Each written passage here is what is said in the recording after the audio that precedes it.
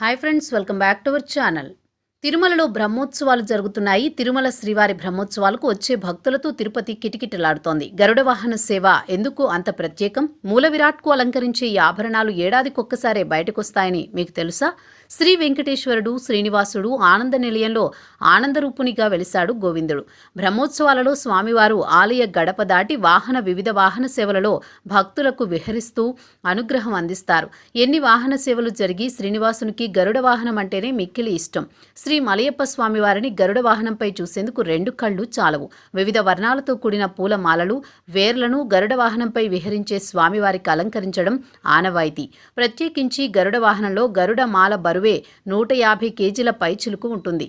మల్లె, మందారం, సంపంగి, పారిజాతం, చేమంతి, జాజి, విరజాజి, కలువలు, కమలాలు, కనకాంబరాలు, మొల్ల, మొగలి, గులాబీలు, మరువం, దమనం, మావి, మాచి, వట్టివేరు, కురివేరులు, గన్నేరు, నందివర్ధనాలతో పాటు హరిత, హర్ద్ర, బిల్వ, తులసి దళాలను వినియోగిస్తారు. పురాణ ఇతిహాసాల ప్రకారం 108 వైష్ణవ దివ్యదేశాలలోనూ గరుడ సేవ అత్యంత ప్రాముఖ్యత సంతరించుకుంది.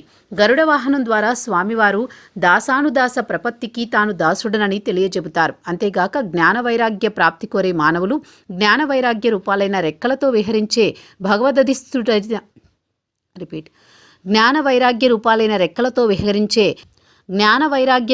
రెక్కలతో విహరించే భగవదధిష్ఠితుడైన గరుడుని దర్శిస్తే సర్వ పాపాలు తొలగుతాయని భక్త కోటికి తెలియజెబుతున్నాడు. అందుకే శ్రీ మలయప్ప స్వామివారు గరుడ వాహనంపై విహరించడం ఎంతో విశేషం.